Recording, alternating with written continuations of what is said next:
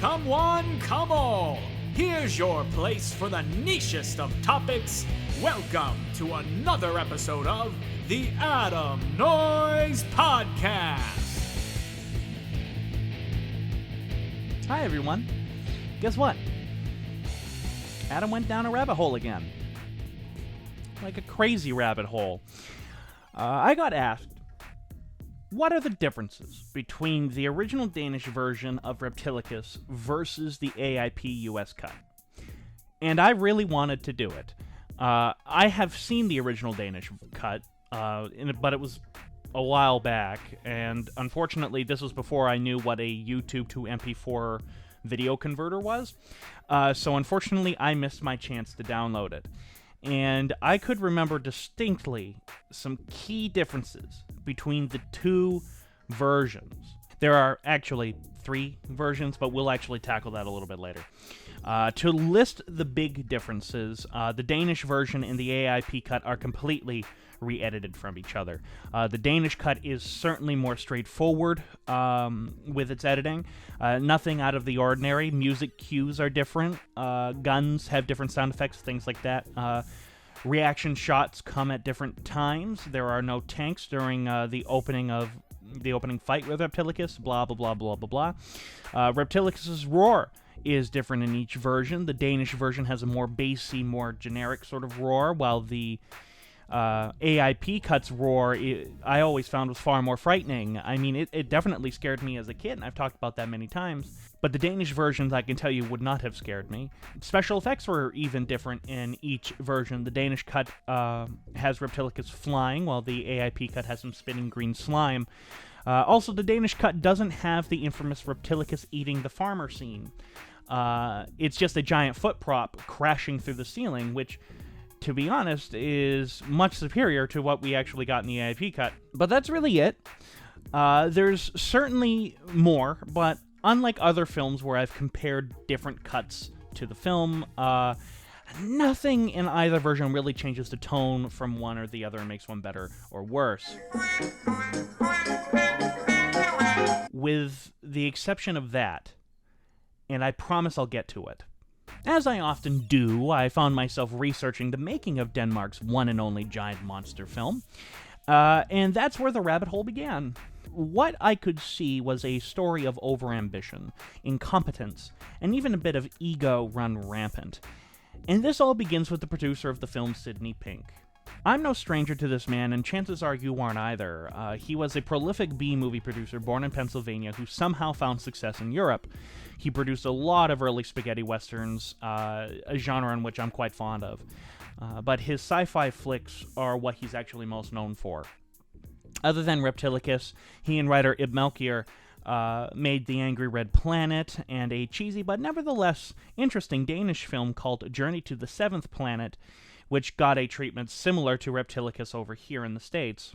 Now, according to an interview with Reptilicus writer IB Melchior, who is a really interesting guy, I really suggest you look him up, he spawned the idea for Reptilicus based on his fascination with the starfish.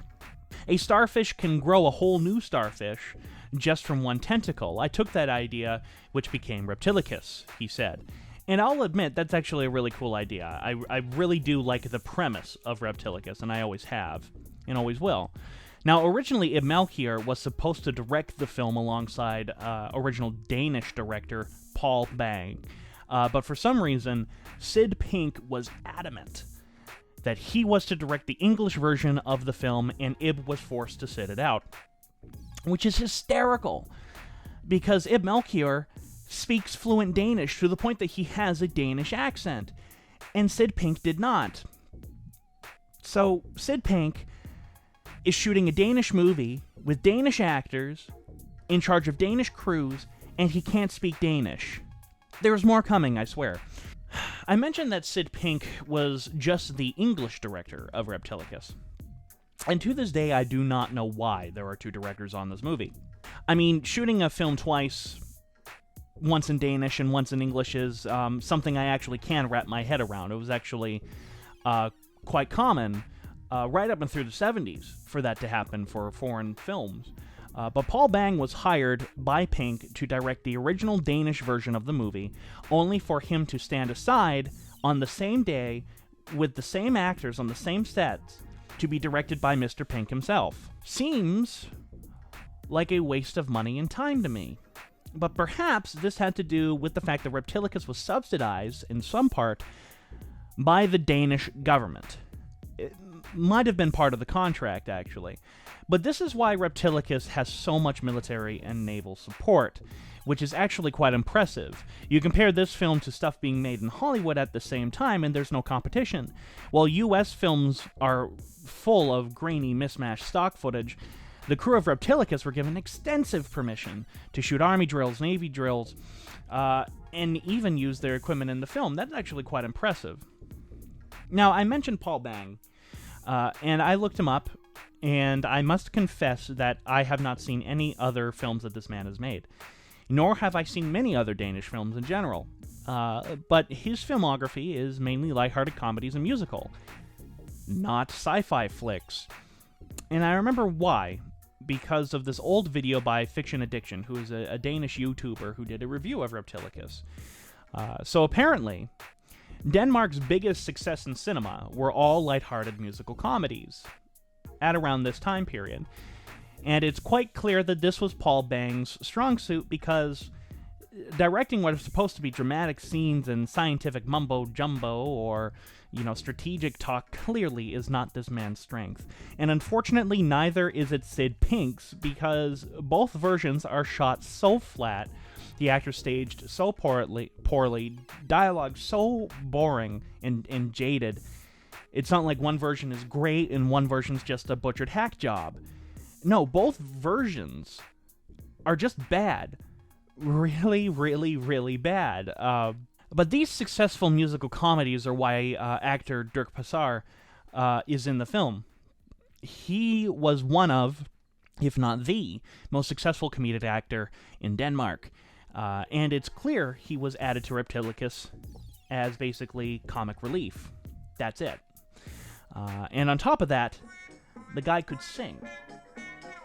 And he sang a lot, which is why we have a wonderful musical rendition of Reptilicus in the Danish version of the movie, despite there not being any other musical number in the film, and it completely off tracks and derails the flow of the movie. But at least now we know why there is a musical number in the movie.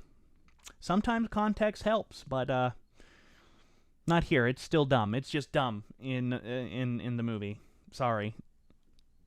Now let's jump back to the incompetency of Sid Pink for a moment, because Ib told a rather funny and also pathetic story.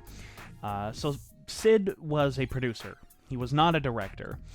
You look at his list of credits, and he is much more prolific as a producer than him as a director in the title. And there's a reason for that. One scene with hundreds of extras who are running onto a bridge where it opens and many of them fall to their deaths was being shot. Now, this is something you can only do once or twice, and that's about it. So, sensibly, Sid Pink arranged it to be shot with 6 different cameras. And he held action, and suddenly it went horribly, horribly wrong. Now, you see, Sid Pink was not overly fluent in the order of things. Normally when shooting a scene, any scene really, you tell the cameras to roll first, then yell action. Now, Pink never yelled roll cameras, and only one ambitious cameraman caught what was going on and decided to roll anyways. So everything they got for both versions of the films were camera crews quickly running, out there to capture the best of a bad situation, and it definitely shows. It's a ridiculously choppy sequence, and it looks terrible. But it was stuff like this that really enraged IB Melchior. And so when the film was finally finished, he was working with AIP, saw both the Danish version, which he had no control over, and Sid Pink's cut, and I guess he nearly had a heart attack. So Sam Arkoff, who was one of the heads of AIP at the time, was horrified by what he saw and ordered IB Melchior to not just re-edit the movie, but also redubbed the whole thing. So despite Sid Pink shooting the Danish actor speaking English with clean audio, they were still redubbed in the States. Something about sing-song Danish accents. Now, Melchior saw a mess. I guess Pink's cut of the film and the Danish version were roughly the same film, with the exception of the musical number, the flying scenes, and one actress. Pink's cut also had these long sequences of Danish cities as a tourist attraction thing, which lasts forever, and apparently both Pink's cut and it certainly lasts forever in the AIP cut. Unfortunately, that was kept in there. But by order of the AIP brass, Melchior went to completely re-editing the movie from the ground up to the US cut that we know today and that is available on Blu-ray here in the States today. So, we recut the negative and made a new picture out of it. We shot new footage to be edited into it. We cut out some things that were just unacceptable, Ib said. To be clear, in no way does it seem Ib thought he was saving the movie. He thought it a disaster from the get-go and approached it... It's hard to describe. Approached this as a way to try to make at least something sensible out of it. Ib was disappointed because Pink made a lot of changes to his script. A script he still has, by the way. He showed it off and he looked at all the notes on it, and Sid changed quite a bit. Meanwhile, Sidney Pink got word what AIP was doing and decided to sue them for tampering with his film. But apparently, when the lawyers saw Pink's cut of the film, then the AIP cut of the film, they convinced Pink to drop the suit altogether. So, Sid Pink also went after the writer of the Reptilicus novelization, which if anyone has a copy, scan that shit and send it over to me because I want to read the fuck out of it. So the author, Dean Owen, apparently put a bunch of gratuitous sexual content in the book and basically turned it into nothing but smut. And I want to know if that's true, because I'd love to read smut with giant monsters in it. Hopefully not partaking in the smut, but, I digress. That is what happened to Reptilicus. And I want to leave this podcast on something Ib Melchior said that I think really sums up the film, no matter which version, in a nutshell. He said, Reptilicus is kind of a classic in a way, because it's both good and very bad. Somehow, the very bad augments the good, and it becomes fun. It cannot be designated a good film in any stretch of the imagination, but it is probably, in some instances, more fun than pictures they do call great. They then made a joke about Ridley Scott's Gladiator, in good jest. It's a great interview. I recommend listening to it. I will put the link in the description below. Now, I actually agree with Ib Melchior's mentality when looking at Reptilicus, because I do think, despite it being a bad movie, it is fun because of how bad it is. Despite it scaring the utter crap out of me when I was a kid, it truly is a bad movie. One that I have a blast being just baffled by. And I think that mentality is the best mentality to have going into Denmark's only forte into the giant monster genre. So, in the end, like us on Facebook for all up-to-date information we're doing. All my social media is in the description below. And this is Adam Noyce of Productions saying, sayonara.